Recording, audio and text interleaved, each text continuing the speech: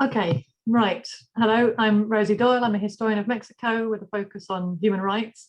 I'm based here at the University of Warwick, and I'm very excited to welcome the award-winning documentary filmmaker Anais Taracena from Guatemala to this year's Screening Rights Film Festival to talk about her incredible new documentary, El Silencio del Topo, The Silence of the Mole. So I'd like to thank Michelle Aaron, the festival director and curator, for the invitation to this event. So the film is about the, hi, Anais, sorry. Hi. Hi, thank you very much for the invitation. Okay, yeah. So the film's about the journalist Elias Barahona, who during the 1970s infiltrated one of Guatemala's most repressive governments. And Anais, I want to say that I was really impressed by the way the film conveyed the ideas of past in the present, you know, the kind of present past, and also the sort of futility of repression. I think that was kind of one of the other threads, in a way, argumentative threads coming through the film. But also as a historian, I was struck by the way you focused on the absences in the archive and the kind of challenges, not only for the researcher and filmmaker and documentary filmmaker, but also for Guatemalans generally, right, as survivors of that past, for sort of piecing together the events and issues of memory. So yeah, thank you. Basically, it's a brilliant film. I really learned a lot from watching it. So my first question for you really is what made you choose this project and this story?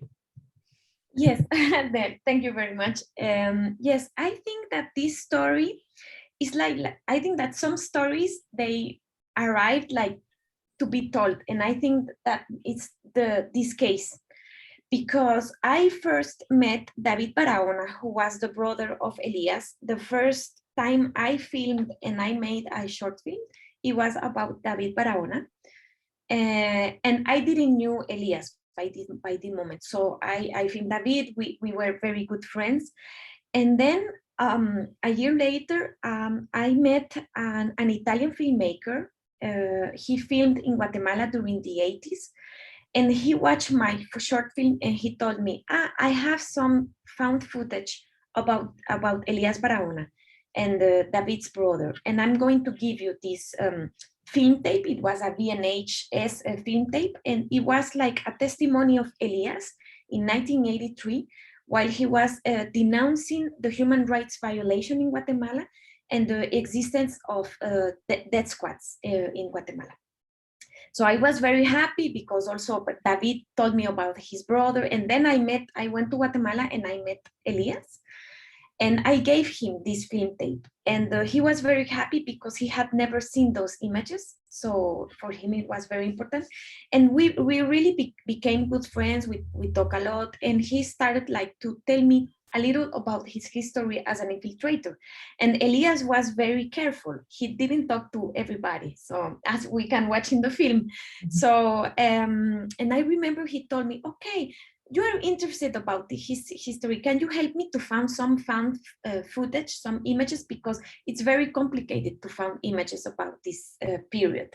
And I said yes. And then one day I remember he called me and he said, Anais, I'm going to give my testimony in this trial of the Spanish burning embassy that happened in 1980, where 37 persons died. And can you please film me? So you can come and you can film me, because those trials, well, at this moment, those human rights trials were public, so I could film. And I say, yes, of course. And then I filmed his testimony, and then I came to his house and I filmed our last conversation. And Elias was a little sick, and 2 weeks later, he died. So I think that I really realized to make a documentary after he died, because I think that before it was more like, I think it's important to film his testimony. I think it's important to register everything, but I didn't have really an idea about the documentary. And then when he died, I was like really shocked, and I said, no, I think I have to make something with this. And so I decided to start a research. Like and historic research and archive research, and also I research about people who could give me, who could talk me about Elias and give me a testimony, because Elias wasn't here anymore. So I say, okay, how can I tell this story and Elias is not here? So I think it was like this. Yeah, and that was my next question, was how you do. I mean, you've already started in the film. We can see issues with accessing archives, the destruction of archives. It kind of becomes part of the story that you're telling, really, in the film. And so I suppose my next question is, like, how did you go about doing that research and overcoming the challenges? You know, I imagine Elias was prepared to talk, but I imagine many more people that you approached maybe weren't, or, you know, yeah. So I guess, yeah, the kind of how you. Yes, it was a little hard the first years of the research, because many people, I found that many people were still scared to talk about this period, and also to talk about an infiltrator, and to talk about insurgency, counterinsurgency, and it's a lot of intelligence of the work of an infiltrator. So it's not the most politically correct situation to talk about the war in Guatemala. Yeah. I think it is that also. So first, of course, I talk about with the daughters of Elias, but only one of her accepted to be filmed. The other ones were like, okay, it's okay, your project, but I don't want to be filmed.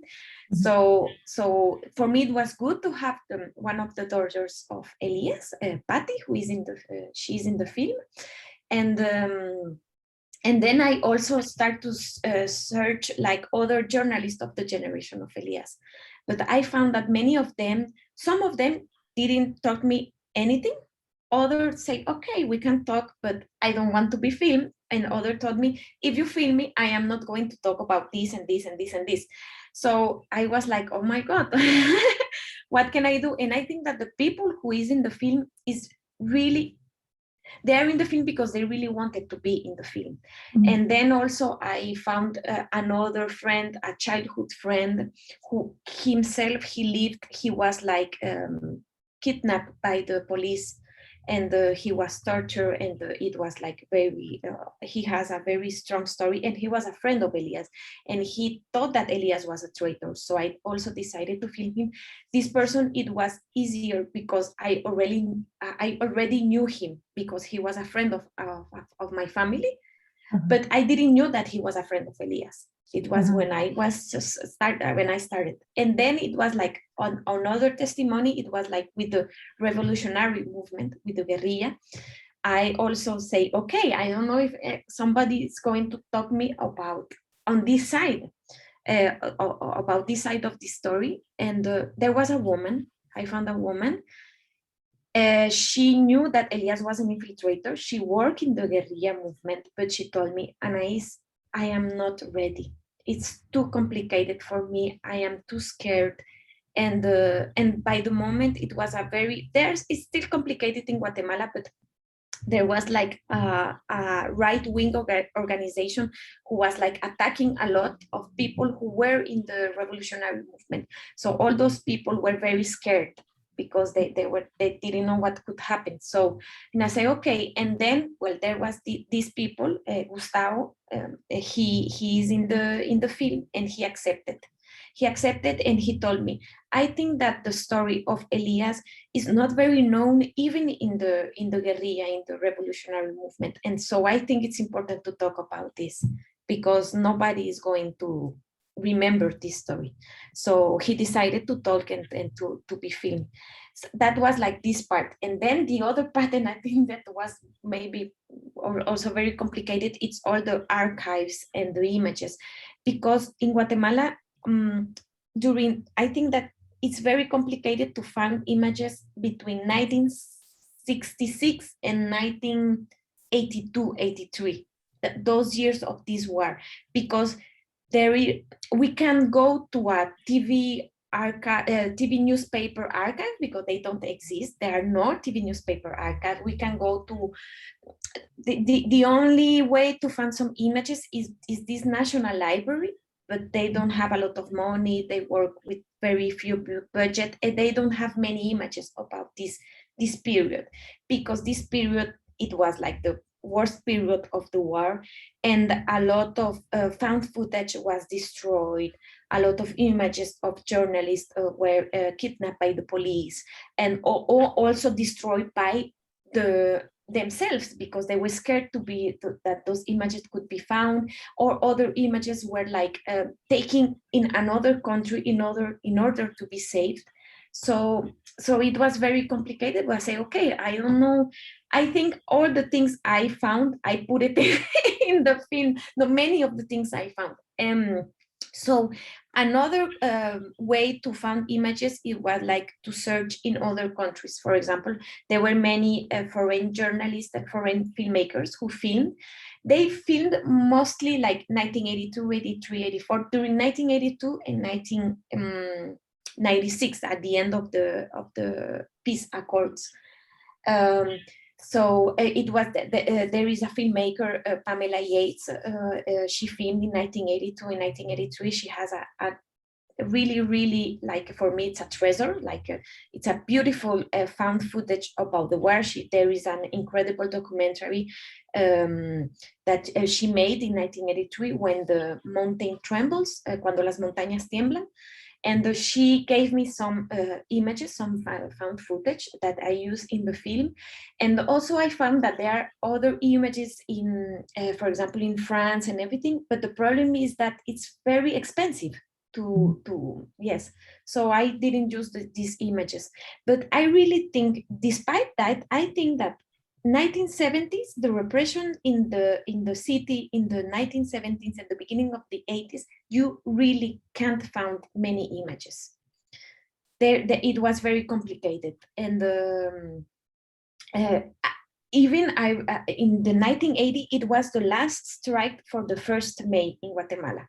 Then during 5 years, they didn't make a strike, because in 1980, I think that there were like more than 30 or 40 people kidnapped, and they didn't appear. They completely disappeared. So the next year there wasn't a strike, and the journalists also decided to not film that. So just imagine that it's very complicated. So that's why also I decided to put this research of images and these reflections of images and archives in the story, because it's important. It's really important to talk about this.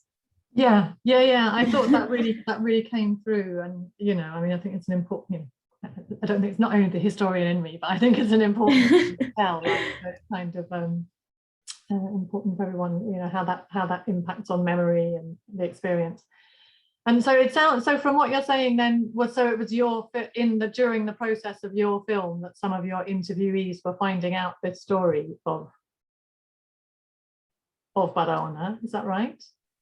Sorry, I didn't. So you were saying that it wasn't until they were being interviewed that some of the people interviewed in your film found out the sort of truth behind this story. They found that they didn't want to talk. Okay. Yeah. Okay. Yes.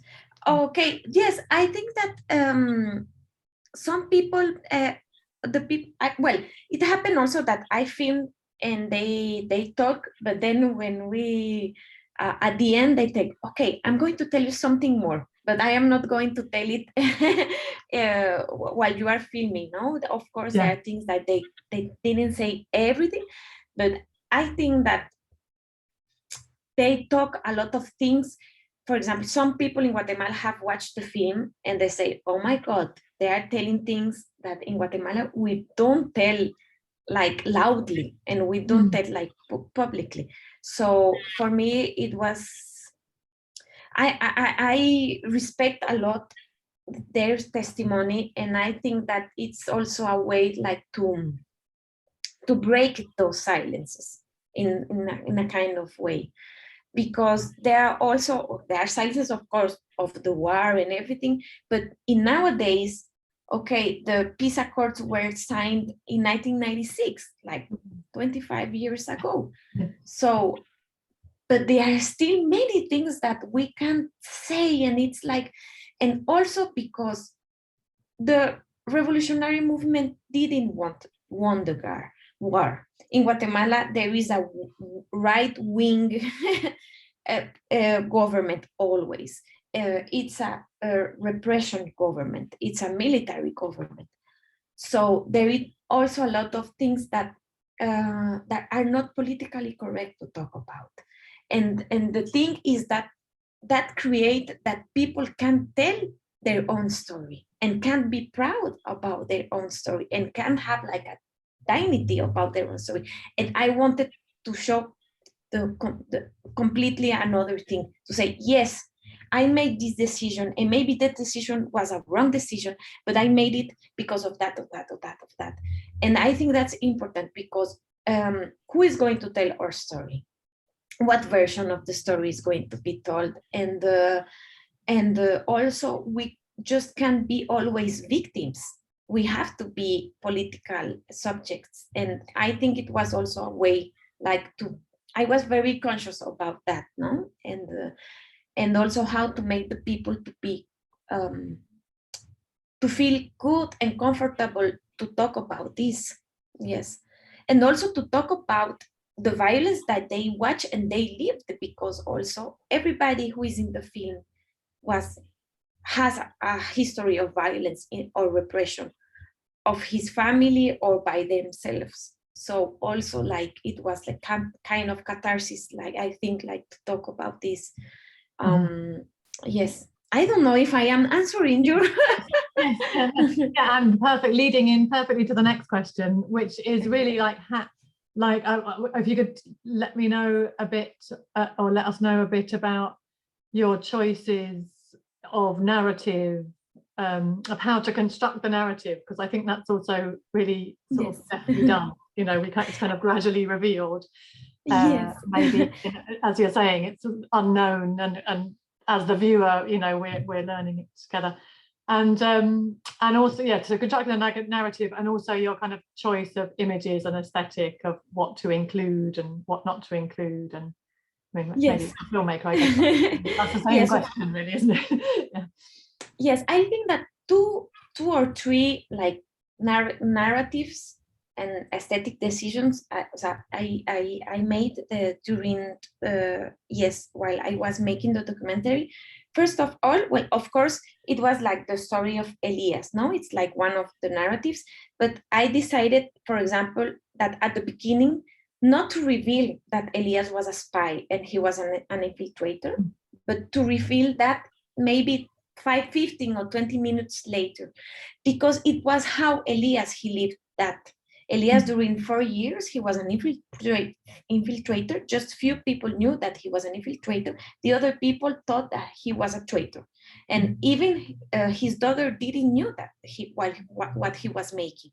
So I think it was important, like, to show that, okay, who is Elias? He why he is working with the prime minister, with the minister of the interior, and while he's a journalist. I don't know, that these things. No, it was like kind of narrative, a thriller narrative, no, to have, like, not to reveal everything, and to try to discover who was Elias and his history little by little, and also discover the history of Guatemalan history little by little. Like, it's in crescendo, the story also about the repression and everything. It's like also we have like this other narrative. But I think that the most important narrative, that it's maybe more, I don't know if it's more subtle, but maybe it's like with metaphors. It's this reflection about memory and silence. Always to have the silence, always, not the silence of the bodies of the people, the silence with the metaphors of some images, the silence also with all the sound design, and of course, and this reflection about memory with the images. Why we don't have those images, why we can watch those images, what happened with those images that we are watching. Those images are filmed by who? By a journalist, by a foreign filmmaker. That's and I think that for me, that was the most important narrative, because I think that we are going I think because it's a reflection that we can find, for example, in other countries who had a war, or that other people can understand. It's not only about a personal story about Elias, but we have like, it's like, I don't know, in a context that it's more, yes, that I think that we can understand it in all countries who had a war. Those silences and those reflection about, yes, archives, images and everything. Yes, and that's why I decided like to put it. And at the beginning, I didn't want it to put my voice over. I said, no, I'm not going to put it. And then I say, okay, if I want to show that and to have these narratives about images and about memory, I have to put my voice over, because I am making this research, and also because I am another generation. I am like the contemporary generation, and I'm going to make these questions in the present, even if we are talking about the past.